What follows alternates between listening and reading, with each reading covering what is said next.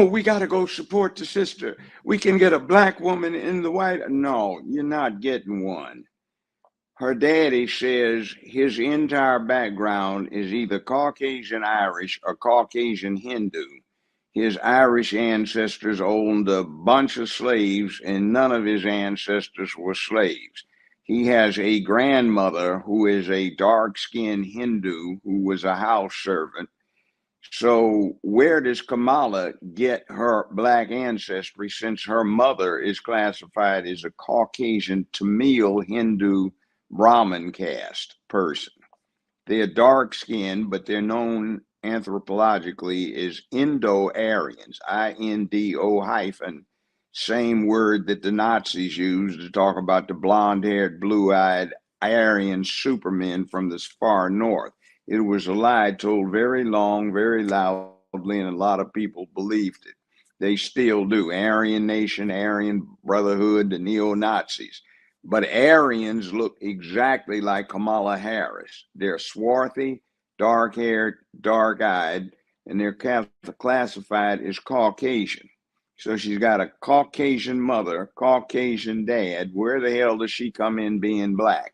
And even if her great-grandmother was part black, that's still not enough to make her black in America. She'd still be a typical white person. You want to see what the deal is? If you're white and black, do they call you white? No.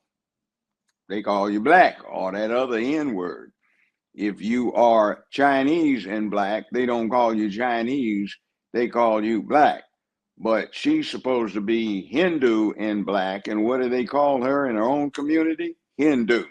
So, yeah, she's lying. She went all through California being district attorney of San Francisco that Willie Brown Hindu. Then she became attorney general for California, the first Hindu Asian DA. And then she became senator from California, Asian. That's classified as Asian, Hindu. That's from India. So she was an Asian Hindu all through California. Now she's black. She went to Howard. Yes. She's an AKA. Yes. But that doesn't make her black. She grew up in Canada. Her yearbook that you can find online if you want to go spend the time looking it up, in which she published when she had some things going on in California, it says she went from kindergarten through 12th grade in Canada. She lied about being bused in elementary school because she never went to elementary school in San Francisco.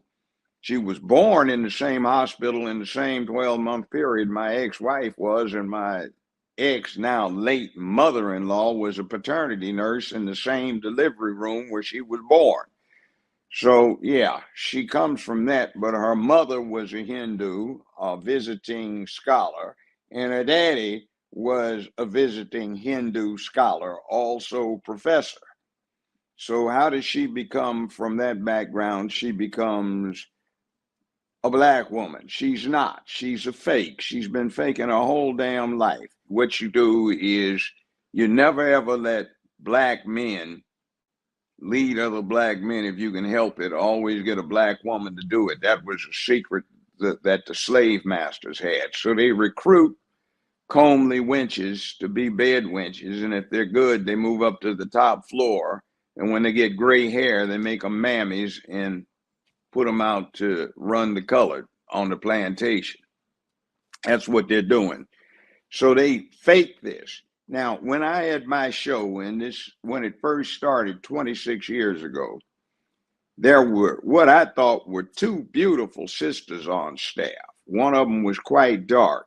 And one day when the group of us were having a staff happy hour, one of them said, "Judge, you think we're black women, don't you?" I said, "Aren't you?" She said, "No, we're Hindu."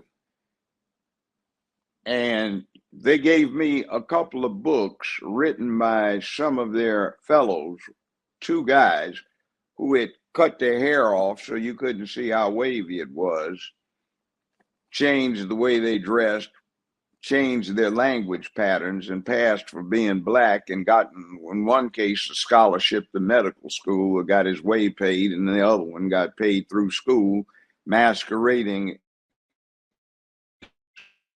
black Americans. They're not. They're Hindu. They're swarthy. They're dark skinned. And you have to understand that, because just because you have color to you does not mean you are black or African American or Afro American or ADOS or whatever. And this woman has absolutely no connection to the black man in America. Now, she's AKA, but so was my mother. My mother, for the AKAs out there, got made 1934, and she's an ivy behind the wall. So I can talk. I don't have anything against them. Loved mama, you know, like dad. Was proud of him. But anyway, she is going through this stuff claiming that because she's an AKA, this makes her a black woman, and she's the first black Greek to be vice president of the United States and likely candidate for president of the United States. No, that's a lie. She doesn't really have what it takes because she has no experience administering things. She's been a casting couch figurehead. She didn't run the DA's office in San Francisco, though she interjected herself often. She didn't run the Attorney General's office for California. She just did political intervention. And then she got sponsored to be senator. Now, how she got there in California is she's not a parent. She has no children, though she adopted her Jewish husband's children. And that's after they were essentially in high school. But she locked up more than 1,000 parents because they supposedly had delinquent children. And a lot of these parents, basically single female parents, mothers, black mothers, dropped the kids off, say, on the steps of the school, and the kid played hooky. They didn't know, but they got locked up. She gave out the stiffest sentences in the United States for simple possession of marijuana in San Francisco, of all places, but to black males, not to the white ones. She had pogroms against black males. The California Supreme Court on one occasion had to order her to surrender exculpating evidence on somebody convicted of a murder. She habitually intervened to keep black men from being put on parole so they could be used as firefighters to fight these California wildfires they had, forest fires. She's got a whole list of horrors that she has committed in the interest of her ambitions, whatever they were. And black men have suffered. Now, she's used black men, and she exemplifies the attitude that I saw in the prostitutes and dancers, many of each that I've represented over the years. And that's that they disdain men. And it seems her mother was a staunch feminist, and that's who raised her, because mom and dad couldn't get along with each other and they quickly broke up. Look at how she's lied about a lot of stuff. What do you expect out of that? Meanwhile, with Trump, we've already seen all of the pardons he gave to black men who were wrongfully or overly convicted. What he had done to put black men and black women back to work. What he had done to secure the borders. What has happened on the world environment where we're not in danger of somebody lighting a nuclear fuse, and there was world peace under his administration. Look at what happened. The crime rate was much lower than it is now, which is just completely out of control.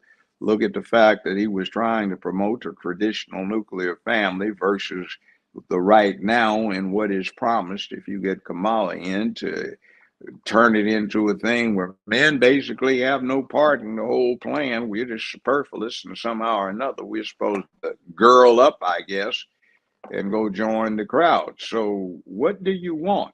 Ladies, do you want to be dating your girlfriends, or do you want a man to date? Do you want your sons to grow up to be men, or do you want them to grow up to be sissies? Well, family, that was quite a bit from Judge Joe Brown. And I always encourage people to do their own research of a lot of things that Judge Joe Brown brought to light, whether it be true or whether it be false.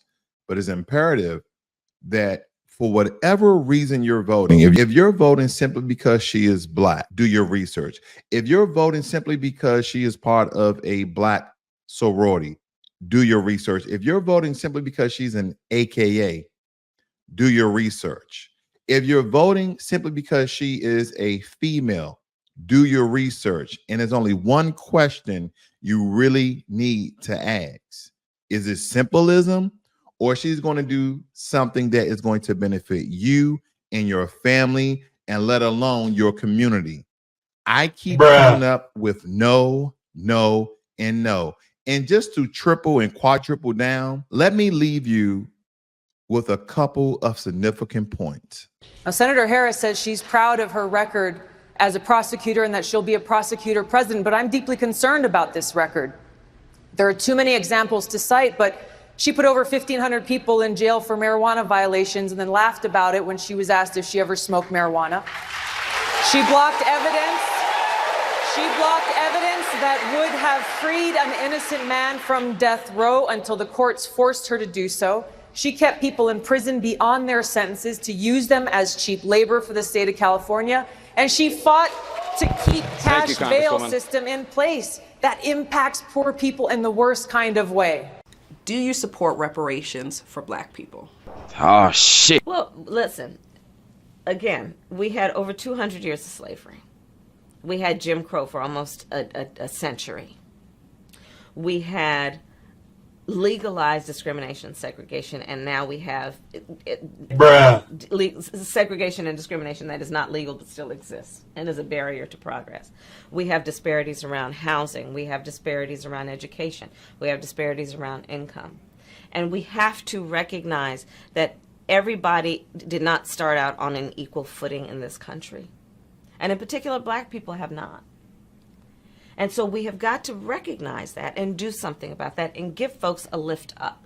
That's why, for example, I'm proposing the LIFT Act. Give people who are making $100,000 or less as a family a tax credit. Are you serious right now, bro? And uplift 60% of Black families who are in poverty. So by default, it affects Black families, but there's not a particular policy for African Americans that you would explore. But no, if you look at the reality of who will benefit from certain policies, when you take into account that they're not starting at the same place and they're not starting on equal footing, it will directly benefit. Are you serious right now, Black bro? children, Black families, Black homeowners, because the disparities are so significant. So if we focus on the specific issues that have resulted in the greatest disparities, oh shit, here we go again. We understand that that's part of why we're doing it. Listen, the reality also is this. Any policy that will benefit Black people will benefit all of society. Let's be clear about that. Let's really be clear about that. Are you serious right now, bro? So I'm not going to sit here and say I'm going to do something that's only going to benefit Black people. No. Which meant that it was willing to undergird its white peasants from Europe with an economic floor. But not only did they give the land, they built land-grant colleges with government money to teach them how to farm. Not only that, they provided county agents to further their expertise in farming. Not only that, they provided low interest rates in order that they could mechanize their farms. Not only that, today many of these people are receiving millions of dollars in federal subsidies not to farm, and they are the very people telling the Black man that he ought to lift himself by his own bootstraps. And this is what we are faced with. And this is the reality. Now, when we come to Washington, in this campaign, we are coming to get our check.